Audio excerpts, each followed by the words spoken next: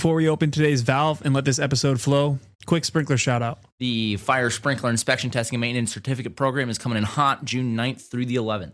It's 3 fully charged days at the AFSA Fire Sprinkler Lab in Richardson, Texas, built in collaboration with the Oklahoma State University. There's no dry training here. You're tripping valves, flowing hydrants, testing pumps, and soaking up NFPA 25 knowledge the hands-on way. You'll walk away with 2.4 CEUs, a solid certificate, and skills that actually hold water. Hit the link in the description to learn more. Keep an eye out for the AFSA marketing for sprinkler info into your feed. Now let's get this episode flowing.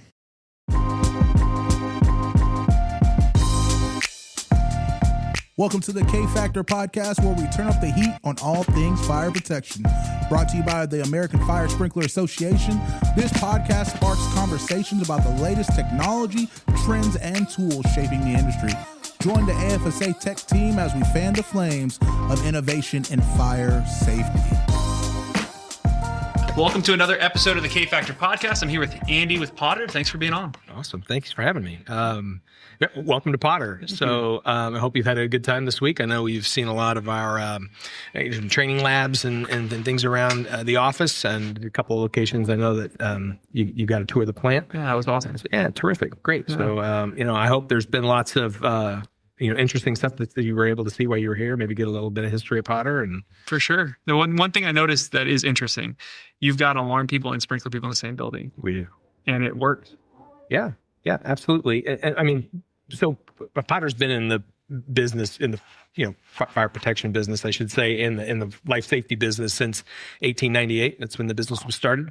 Gentleman Charles Potter started here in St. Louis, and it started as a central station, really. And so it wasn't until sometime in the early 70s that they started building, tamper devices, pressure devices, flow devices, and that's kind of how Potter built its business. And then it was, not too long after that, they sold off the central station part of the business, and we were, solely a manufacturer. It wasn't until, sometime in the early 2000s, whenever Potter started developing its own fire alarm side of the business, and that's grown exponentially over the last, probably say 15, 20 years. Yeah, that's awesome. Yeah. And you can actually probably hear some of the alarm classes. Some of the training and the classes next door. Yeah. So here in this building, and this is our corporate office.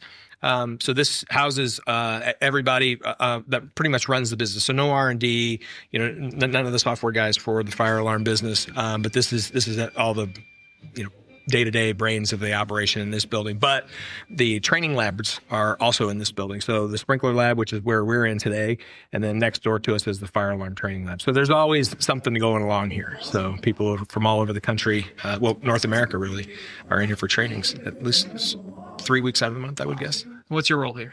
So I'm the VP of sales for the suppression side for the Americas. So I have the responsibility for pretty much this hemisphere as it relates to the sprinkler division. Okay. But we do work pretty closely with a lot of the fire alarm salespeople as well.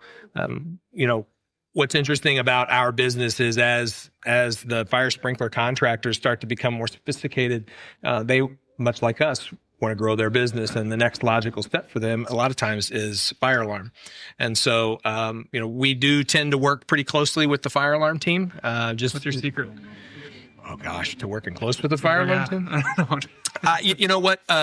We have a great legacy at Potter in supporting our customers. And so what's interesting about the fire alarm side and the sprinkler side is there's so few similarities other than maybe how some of our devices talk to their devices. And so I would say the secret is, being kind of open-minded and just having a thirst for knowledge and wanting to, learn more about their side of the business and how, the two kind of coexist. But, and I've looked at your Potter University, and what other courses or what are you supporting here for training? Well, on the suppression side, there's I think most people are interested in the new products that we're building, and so everybody's probably been exposed to the flow, pressure, and tamper devices at one time or another.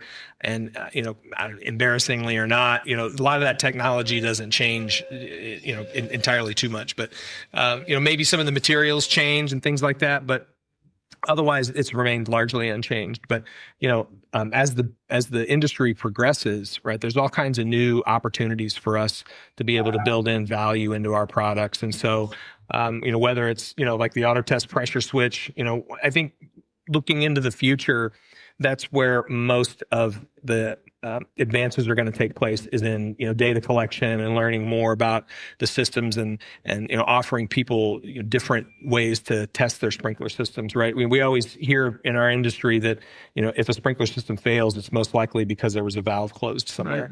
And so being able to know the position of those valves remotely, being able to be notified if it does change, those are some of the advances that we think are people are asking for, and different building owners and property managers are asking for. So for us, the advancements are really going to be, more into that connected devices, the Internet of Things. A lot of the fire alarm platforms, use this IP-based internet connectivity to be able to interact with the panels. And so we've been really fortunate to have some talented engineers and some software developers. And we take some of that technology and blend it in with some of our, fire sprinkler products. And I think that's what makes us unique versus all the other folks in the world that are trying to, do the same things we are. So the auto tests, the pressure switch. Yeah. What does that look like? Because I think a lot of times on the contractor side, or people that might be listening, don't really, I wouldn't say they don't understand manufacturing, Sure. but it's not really their day to day. From like concept, how does it start here and then end up with a product and kind of move out? Right. So at Potter, our product development folks are really fire protection people, right? And so they understand the contracting side of the business. They understand how contractors make their money, and how that reoccurring revenue for inspection, testing, and maintenance makes up a big part of their business. And so, we will try to, advance products, right, rather than just, simple mechanical pressure switches, and try to combine a few things. So one, it's really both a high and low alarm switch. It also has some room temperature switch capabilities inside.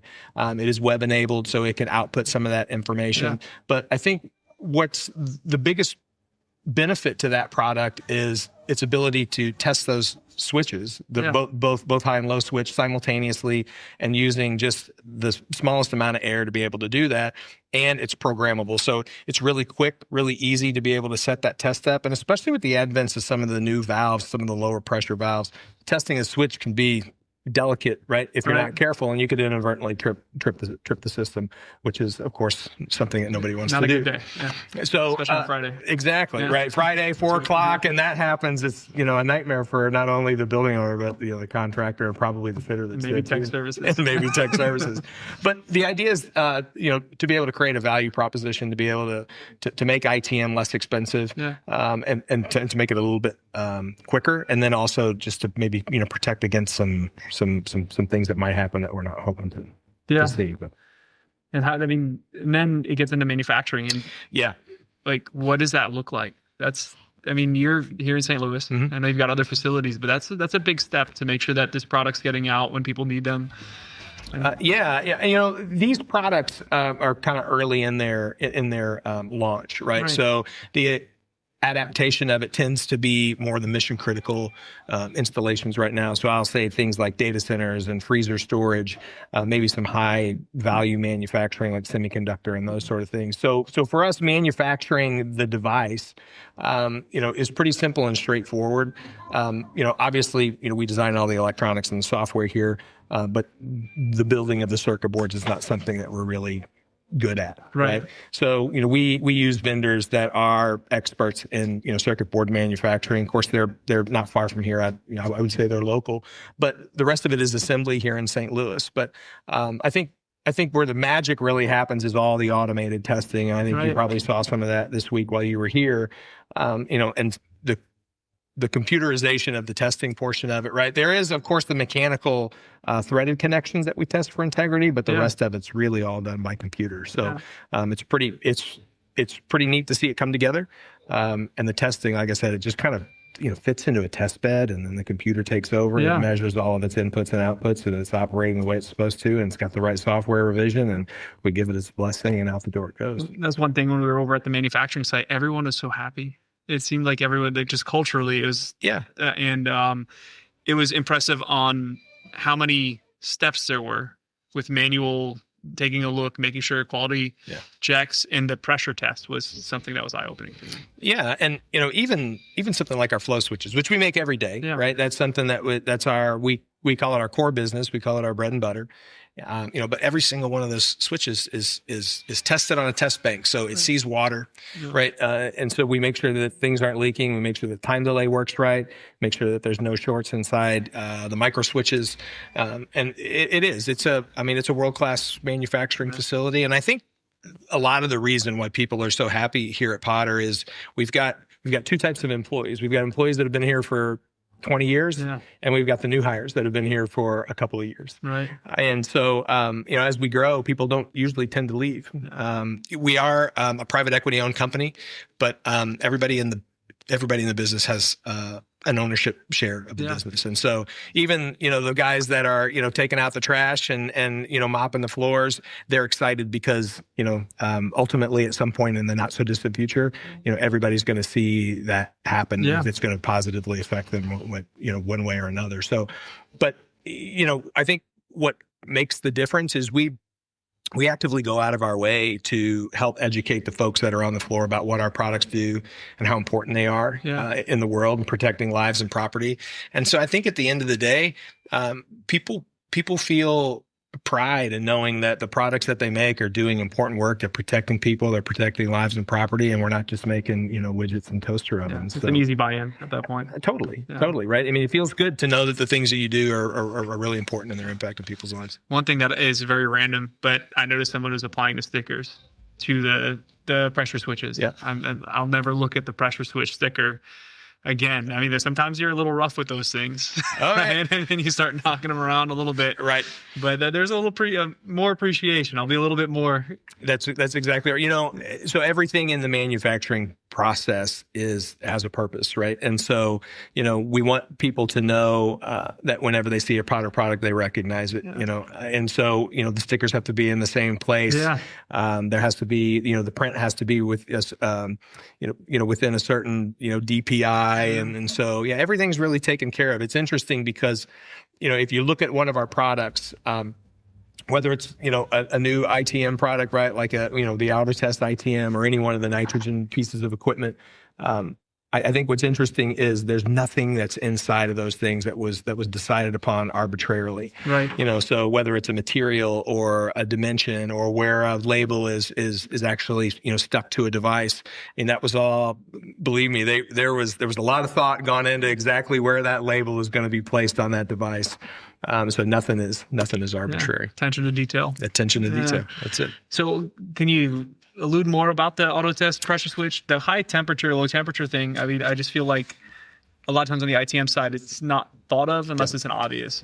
Sure. That's really cool. Yeah. So we have manufactured a product called the room temperature switch for years and years. Yeah. And so it was really, combining a lot of that functionality into one device. And so obviously, the pressure switch, typically on, dry and pre-action systems that we see those switches installed, but to be able to add a little bit more functionality into it with the room temperature switch. So if we see, approaching freezing conditions, right, that's something that's important to know. And so, this gives us another alarm. So I think when we're looking at the future of, monitoring of sprinkler systems, we're trying to find ways that we can, move beyond, some of the really analog devices, right? Because many things are moving more into this connected space. I mentioned the Internet of Things, and a lot of the stuff that the fire alarm team is doing is really, really pretty interesting when it comes to the electronics and its connectivity and being able to utilize some of our products like IntelliView and to be able to monitor your equipment across the world. So, because we have data center operators that operate out of the United States, and they have data centers in Asia, for example. And so they want to be able to, look at their systems and make sure that they're working properly and that there's no issues as far as maintaining them or when something needs service. And so a lot of our customers really appreciate those things. And I mean, if you look now, almost everything's connected. Your garage door opener at home is probably connected to the internet. And so I think at some point in the future, all of these products are probably just going to be sensors on a sprinkler system, and maybe one day it'll talk to the cloud, and you'll be able to interact with all those things through your, smartphone or tablet. And so, I think what we're doing today is kind of laying the groundwork for that. Yeah, kind of what the future might see. ITM wise, I think we forget sometimes to the contractors doing inspection testing that these aren't our systems. Correct. We're contracted to deal with these systems, and then we get frustrated, I think, when the piece of equipment doesn't work because it's not maintained. Correct. So this is a really important step of data acquisition for that end user to start that true preventative maintenance. Absolutely. And I think that it's a real opportunity for a contractor to be able to sell himself and his business as, somebody that's an expert in fire safety and fire sprinkler, and that it gives them an opportunity to maybe, show that they have some knowledge and capability that their competitors don't have. Yeah. And it's especially as people become more sophisticated with their buildings. When we were, getting into corrosion, helping kind of develop that market for fire sprinkler, it was something that was born from our. We noticed when we would talk to building owners or property developers or property managers that they never really knew how much their fire sprinkler systems cost them to own. Right. And so if you own a building like this building we're in here, every year there's some level of maintenance, there's some level of repair that has to happen with that sprinkler system. And so we noticed that a lot of those folks didn't know that. It was all rolled into a building maintenance budget. And when we started having these conversations, you could see the light bulbs go off, and they would think to themselves, well, I should know how much it costs. And then the value proposition was easy to see. If I could save you, let's just say 15% a year in your maintenance costs, over time, that really accounts for, a large savings. And the same thing goes for ITM, right? I mean, these are building systems, just like your HVAC is, just like your, hot water is and your electricity. The difference is when you go to wash your hands here and you don't have hot water, it's a mild inconvenience. But if you're trying to get out of a building that it's on fire and your fire sprinkler system's not working properly, the cost of failure is a lot bigger. So, we see this as a way for us not only to just supply a need to the sprinkler industry, but to really help contractors be able to further their business and know that they have a partner that understands what it's like to inspect these systems and test these systems, and what's required, and maybe where are some of the things that we could design into our products that might help a contractor make a little bit more money or be a little bit more effective. And they do it on the everyday. I mean, if you think about your car for maintenance. Your tire pressure's low, pops up on your phone. Hey, you might want to take a look at that. Same kind of concept here. Absolutely. Absolutely. It's just to give people kind of an advance, notice if there was loss of power, right? And you didn't have heat in the riser room. It's important to know those things before you find out the hard way. Right. So what does the interface do for us? The buttons and so obviously our products are installed in dark areas, right? So we try to make things a little bit more visible, so it's easy to see when you're in a dark riser room. But we also try to make them really as simple as possible, and also to try to keep costs as low as possible.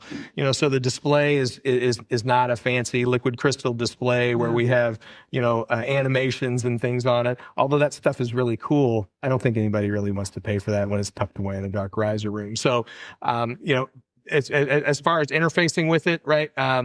There's a pretty simple menu as far as the operations and things that we want to be able to perform, whether it's the testing or whether we want to just pull some information from it. But it's super easy to use. I know we're used to a lot of touch screens and things like that. We intentionally, those are expensive, but we intentionally try to make it easy to use because the more moving parts there is, the more opportunity is there for things to break. So one of the things that Potter's been, we've tried to have people think about us as high quality, best in class, best customer service, best technical support, and so we try to do a lot, try to design a lot of those things into the products as well. So you're expanding a lot too, right? 100%. Yeah, we are growing very, very quickly. Most of our push to grow for the business has been internationally. We enjoy a very a big footprint here in North America, but the rest of the world understands Potter. They recognize the brand, but we're we're definitely not the biggest kid in the room. Right. So that's been our big push over the last, I'd say, 4 or 5 years, has been growth internationally. And so we have a second brand, Safe Signal. And Safe Signal is what we're really, using to compete in those markets around the world, whether it's, Southeast Asia or the Middle East or South America, Eastern Europe. This has been the place that we've kind of, focused on for growth, has been the Safe Signal products. But what's the challenge been to go international, since codes and standards may be spotty on enforcement's different? What have you noticed? Yeah, I think probably the biggest challenge internationally has been codes and standards and the adoption of NFPA. So where we do see that not as big a step is when we have, maybe Western investment in parts around the world. We've got some European investors, right? And they demand a higher level of craftsmanship and design in their fire systems. I think that's probably been the biggest, because not everywhere around the world requires fire sprinklers. Right. Maybe fire alarms a little bit different. They're a little bit ahead as far as that's concerned, but not with fire sprinkler. However, where we are seeing that, in certain parts of the world where there's more people coming to visit from around the world, and they want to be able to bring a little bit higher, safety to these buildings. So I'm thinking, countries like the UAE, cities like Dubai, they host a lot of, international conferences and exhibits, and people from all over the world come there, and everybody wants to make sure that they have a little bit nicer property or a little bit nicer experience. And so that's where we start to see, more of the Western fire codes being adopted, maybe some, higher standards as far as the installation of, fire sprinkler systems. But, what we want to do is not just sell somebody a product. Right. We want to build awareness, and we want to build adoption of some of the fire safety principles that we know work, and just kind of what we call spread the gospel upon. Yeah. So yeah. And what about the Latin America? Because that seems to be spotty as well. Yeah, I would say Mexico is by far the biggest opportunity in Latin America. Certainly there's more investment in Mexico. Being that they share a border with us, it's easy to travel into and be able to be part of construction and kind of spreading awareness and education of fire safety. Once we get into South America, I think probably some of the more fully developed countries, Argentina, Chile, Peru, Colombia, Brazil is still there's not as much regulatory as far UL, FM. A lot of those things aren't required. But again, when you see some more of the the bigger developments, outside investors, right? They require a different level of fire safety, different level of codes and standards. So a lot of those individual, entities want to protect their property, is what you're getting at. Absolutely. Whether you're here or if you're in who knows where. Sure. I mean, those are big investments, right? If you look into South America, like in Brazil and Chile, so there's a lot of paper, a lot of mining, right? So these are big capital investment rich businesses, and so they want to protect those as well. Yeah. And then when you get around certain parts of the Caribbean coast, whether it's in South America or up through Mexico, we do have a lot of hospitality, right? And you vacations in the Caribbean, and so a lot of those hotels and resorts are from outside investors, and so they require kind of a higher level of fire safety. So the good news is it's moving in the right direction. Right. We're starting to see more legislation around requiring fire sprinkler systems, and so that's good for us. It's good for an industry. But I think from a perspective of how things are growing, I think they're following right along with the U.S.'s lead and NFPA, and that's becoming more and more of like a standard rather than the fringe anymore. So more international, moving in the right direction. So what do you have, without going too far? What do you got up your sleeve? What is Correct. Yeah. So again, I would say, a lot of what we're doing for the future is going to be, kind of in and around some auto ITM capabilities, right? Increasing our connectivity with our devices so we know more about the operation and condition of the sprinkler system. I think that'll be something that you'll see over the next few years. And then some advancements that we have with the nitrogen products as well. a lot more functionality, a lot more integration with our IntelliView, web-based applications. And so people are going to be able to, connect their fire systems, connect their sprinkler systems, and be able to see it kind of all in one place. So you said IntelliView a couple times. I did. What is that? So IntelliView is a web-based app that we use. It's also an app that you can download for your phone, but it's a tool. Yeah. It's basically a interface or a dashboard that you can use for different fire panels or nitrogen generators. And it's a place where you can go and look at your entire building system and be able to get all the information that you need about how things are behaving and what's been turned on and what's been turned off. Temperatures. Everything above, all the above. That's awesome. So I'm excited to, it's kind of, the timing's been great to sit with your sales team as well as the classes going on. It's been great having you here, and I hope that, I know Potter's involved in a lot of things, in the industry, especially with the AFSA. But it's always fun to be able to show off our labs and our buildings and, being able to take people to see where the products are made. And I think people usually come away feeling a little overwhelmed of how sophisticated the operation is. But you know what? I would be remiss if I didn't say that, we feel like we're best in class. We do it better than anybody else, and we do it all over the world. So it shows for sure. Yeah. Do you have anything with the nitrogen generators? I know you got the wall mount units. Correct. So just kind of looking back at Potter's involvement in the corrosion business, I started at Potter in 2000, and in those early 2000s, right, we were just getting involved with testing of sprinkler systems for corrosion, certain types of corrosion, and being able to measure that kind of thing. We were started off with the air vents, and then we were instrumental in helping build that requirement into code. And then as the, generators began to develop, we started to learn a whole lot more about deploying them into, fire sprinkler. And I think what's unique about Potter is this is our life safety is our business.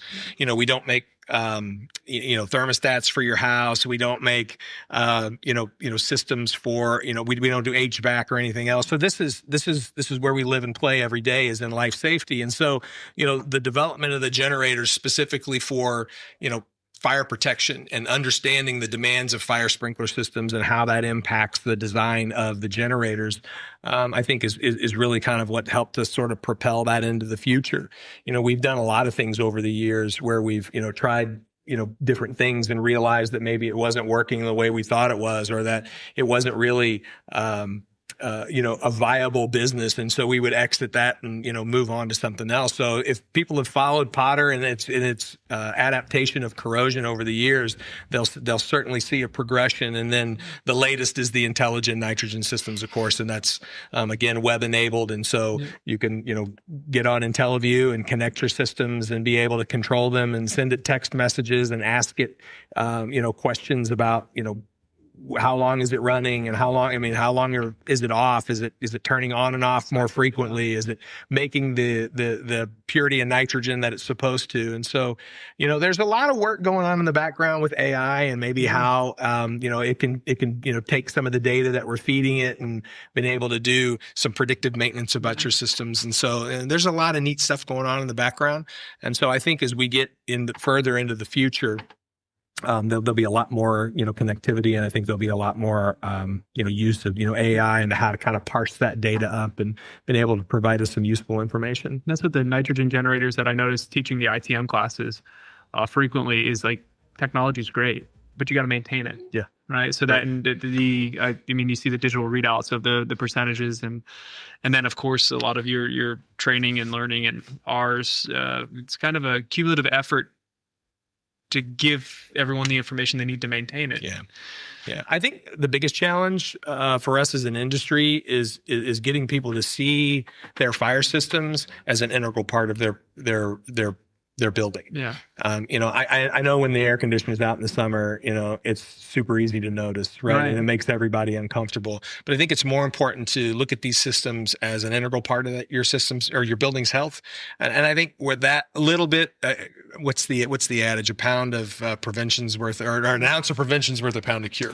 Yeah. So just a little bit of attention paid to the sprinkler system is something that's really important overall. But I think how we do that And we make that easy for people, and we make it as inexpensive as possible for people. And I think that's through, functionality and, the integration of technology into our products is going to be able to help kind of move that forward a little bit. And then troubleshooting too. I mean, I've caught a few in my personal experience with just pressure transducers of, hey, this XYZ site has false trips. And unless you looked at the data and noticed that it had a temperature spike or a pump kicked in, you would never know on a regular day basis. Exactly. Yeah. Exactly. And you know what? I use this example all the time because I feel like it happens. This is probably the one issue that happens with dry systems and parking garages more than anything else. Somebody backs a car into a drum drill, and they don't really know it. It doesn't look like there's anything wrong, and they just and they drive off. And what they don't realize is they've inadvertently opened a sizable leak in that sprinkler system. And so we see that in the reporting from the nitrogen systems, right? You see a sudden spike, and how often it's turning on and how long it's running. And so that's usually kind of crack the valve a little bit. That's it. Yeah. And I mean that's the first notification that people get is I'm seeing excessive runtimes. What's going on? A lot of times they think there's a problem with the equipment, but really it's a byproduct of some things that are happening somewhere else in the sprinkler system. But it's those things that I think provide people with a little bit of extra value. And if you're a contractor and you know how to take that little bit of extra value and go sell it to your customers, I think it's great for the industry, and it's great for the look of fire protection. So. And to your point about the customers getting to know this as an integral piece of their building, I mean, on the unfortunate side is litigation and business continuity. They learn it quickly, but we don't ever want to get to that point. That's right. And usually the folks that we have worked with that we would consider power users, they've experienced something negative like that, and they know that they're not going to allow that to be a risk for their companies. But that's where we try to educate people as best we can, and talk about those kind of risks. But as fire professionals, amongst ourselves, I mean, of course, it makes great sense. Yeah. It's communicating that to the masses that really kind of becomes the challenge. But typically in our businesses, I should say typically, but unfortunately, we don't see a lot of change until something really bad happens. Yeah. So that's what we're really trying to help avoid, and at least educate people at large. That I think that we can help them do a better job and help them be safe, without breaking the bank, and maybe being proactive along the way. But, so I got a kind of a random question for you. Sure. A little lighten the spirit a little bit for those good old fire protection conversations. If you were a piece of monitoring equipment or something in the Potter line that would represent you, what would you be and why? Well, that's a good question. I really like what we call this skunk works at Potter, right? And it's opportunities that our R&D staff has to play with some ideas, right? And maybe they have some harebrained idea about how we could do some things differently. What if we did this with this product? So if I had one product in our arsenal, and I think it's the coil keeper. Okay. And so, back in, I'll tell you the history of the coil keeper. And so it wasn't until the 2019 reversion of NFPA that required monitoring of the solenoid on a pre-action valve. Which is crazy. It took that long. But. Correct. Now, what's interesting about the coil keeper is we developed this idea. This was one of those, hey, what if we could do this? So the way this product really works is it measures the inductance across the coil. Okay. And so if you take that coil off, right, it senses there's been a drop in that inductance, and it goes into alarm. We've seen people test coils with sticking a screwdriver or channel locks through it and then energizing it, right, to see that. But that inductance across one of those tools is not the same thing. So again, we'll see some kind of, change in that and sends a signal. So this product was developed, it's probably been like 15 years ago. We were doing this type of skunk works work, and, somebody came up with this idea. He's no longer here at Potter, but he's like, what if we were able to do that? So we kind of quickly, put together some prototypes and be able to see that the concept worked and that we could actually, this is going to be a viable product. Well, the problem was it's, 12, 15 years ago, and commercially, nobody's going to use it, right? I mean, it's just not a required product. Yes, it's a great idea, but we put it away in our box of good ideas, but maybe some other day circle back, right? So whenever we saw this was going to be a new requirement, we were able to resurrect that. So I think it's pretty neat, just because it's one of those things that we developed years and years ago, and we do have a box of great ideas, but not really going to go anywhere commercially ideas, and so we kind of keep those hidden, right? And so I think it's a pretty neat product. It's really creative in the way that we've used the electronics to be able to measure that inductance. And super important. And I think that's a kind of a really good example of the products that Potter makes. Being able to use technology in an effective way, but a reliable way. And so this was actually one of the products that was really easy to bring to market, because we had all the conceptual, circuitry done, and everything was kind of ready to go. Make it pretty, right? And that's it. That's it. And if you don't have it, I mean, there's so many. I've walked into a few deluge systems where that thing's just laying there, just hanging off. Never activate. That's it. It's impaired. That's it. No. That's it. So, great for folks that maybe have some older systems, and want to bring them up to most current day code. It's a great little product. I like that one, and then one that I don't have installed in this lab. It probably is in the fire lab, but our wireless product. And so that was something that we not so much old idea in a box somewhere. But it was one of those things where, how many times have you heard there's been some kind of severing of wiring that goes maybe from a pit that's outside, and there's an OS and Y valve in the pit, and it has to get wired back into the building, and there's a parking lot there now, and nobody's going to dig up the parking lot to be able to wire this tamper switch.